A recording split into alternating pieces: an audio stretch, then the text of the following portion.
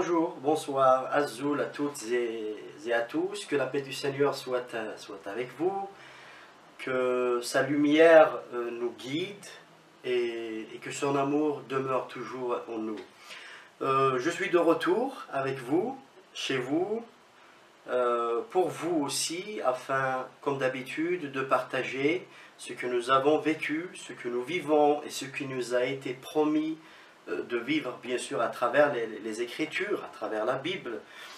Donc, mais aujourd'hui, je voudrais être un petit peu, ou pas être un petit peu, mais je voudrais que le partage soit un petit peu différent des autres, ou un petit peu spécial des autres. C'est pas à vous partager ce qui est écrit dans la Bible, pour le méditer, pour le discuter, et puis pour le débattre aussi, pourquoi pas.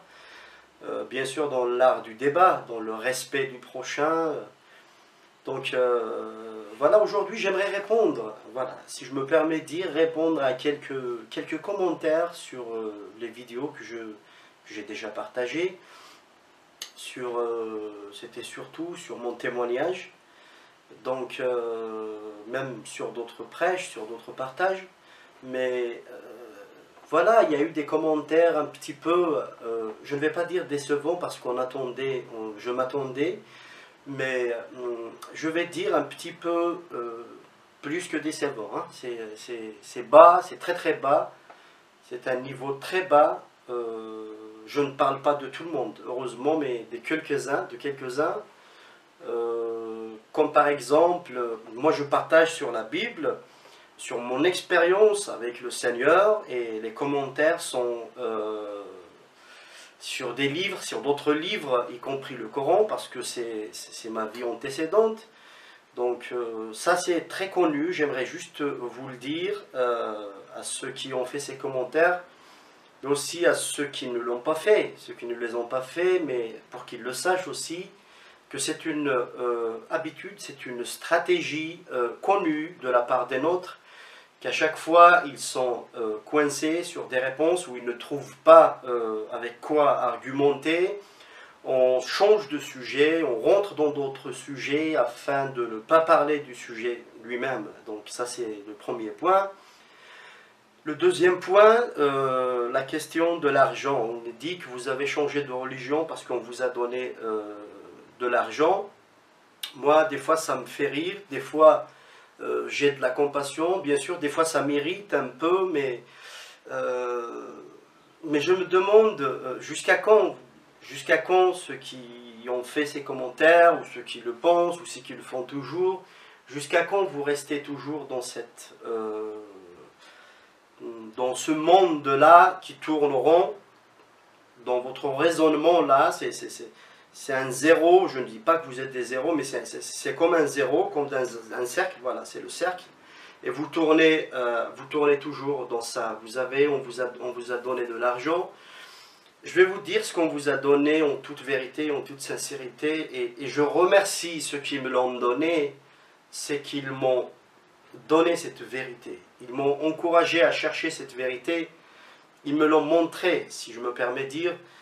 Et c'est un trésor qui ne vaut pas de l'argent, ni de l'or, ni autre chose, parce que ça concerne la vie éternelle, ça concerne l'au-delà, ça concerne la peur de l'enfer, et je défie ceux qui ne sont pas chrétiens de dire qu'ils n'ont pas peur de l'enfer.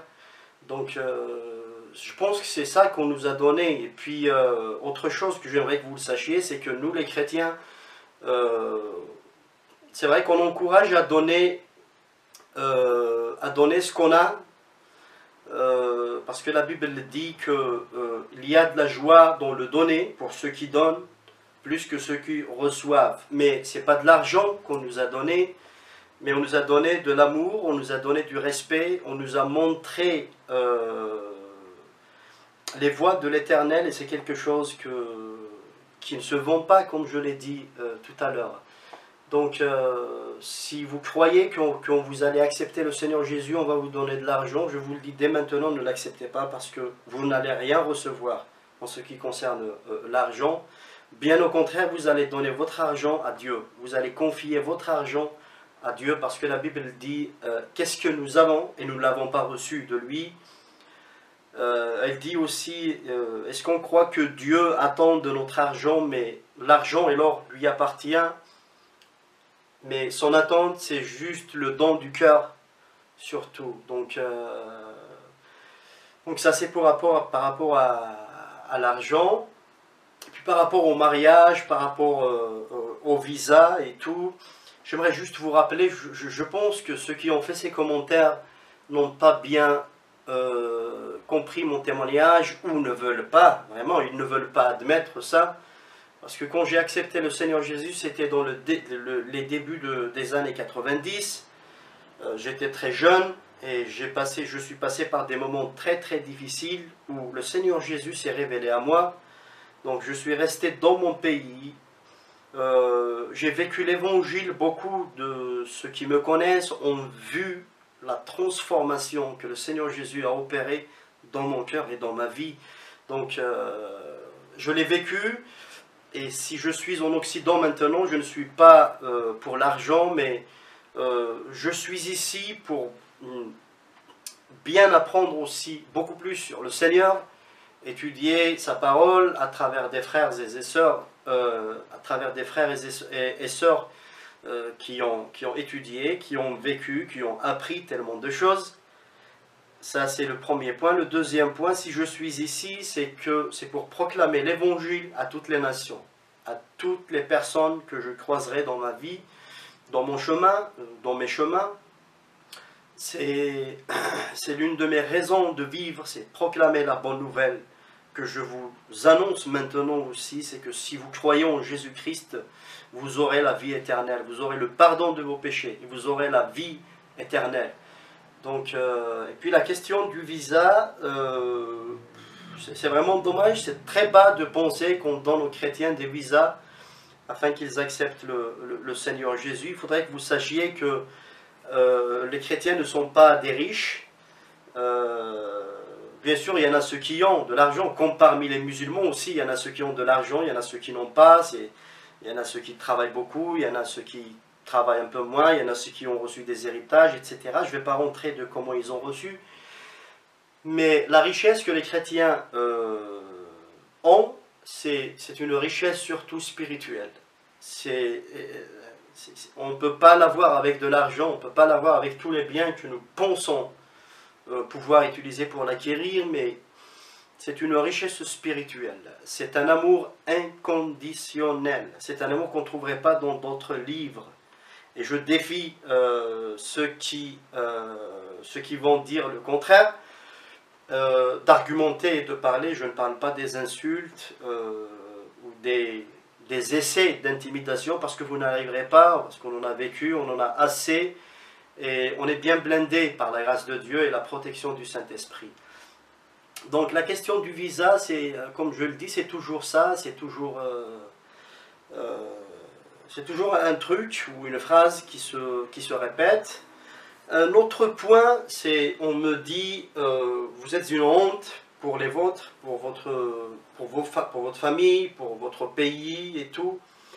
La Bible m'a enseigné, ce que j'ai lu dans les Écritures, c'est que l'évangile, ou la prédication de l'évangile, ce n'est pas une honte pour moi, parce que c'est la puissance de Dieu pour ceux qui ne connaissent pas le Seigneur Jésus.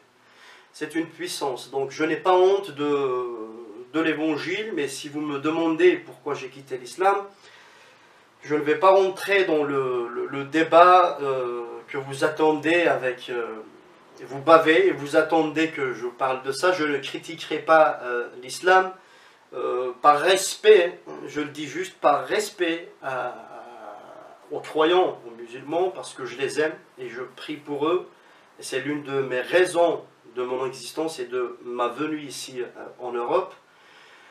Mais il faudrait que vous sachiez une chose, c'est que ce n'est pas uniquement l'islam que j'ai quitté, parce que l'islam, ou ma religion musulmane, fait partie de mon ancienne vie, mais c'est l'ancien Rachid. C'est toutes les habitudes, c'est toutes les mauvaises habitudes que j'avais avant, tout ce que j'ai appris, que ce soit à travers des circonstances que j'ai vécues ou des moments que j'ai vécus, c'est toute la vie ancienne.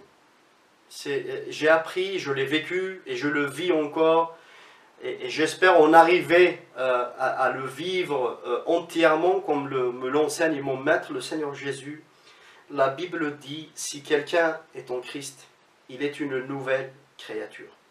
Toutes les choses anciennes sont passées, et voici, toutes les choses sont devenues nouvelles.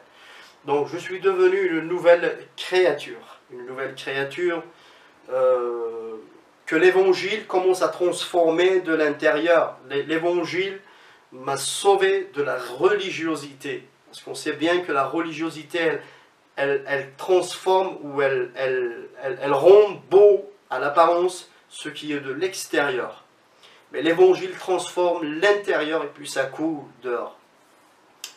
La deuxième des choses, c'est que l'Évangile parle qu'à travers nos œuvres, on va essayer de satisfaire Dieu, on va essayer d'acquérir Dieu. Mais l'Évangile dit que c'est par la grâce de Dieu, par l'offrande du sacrifice vivant, volontaire de Jésus-Christ sur la croix, sa résurrection d'entre les morts, et en acceptant ça, et c'est à partir de là qu'on est né de nouveau, et puis en vivant en communion permanente avec le Seigneur Jésus, à travers les Écritures, il y aura la transformation, parce que la Bible dit que si vous demeurez en moi, et mes paroles demeurent en vous, tout ce que vous demanderez au Père en mon nom, il vous sera donné. Une autre et une dernière question, c'est vous parlez, vous adorez le Père, le Fils, le Saint-Esprit et tout. Moi, je vous dis juste une chose. Nous adorons un Dieu vivant qui s'est fait chair, qui est descendu dans la chair du Christ à travers son esprit, c'est-à-dire un ou trois en un, c'est-à-dire un seul Dieu.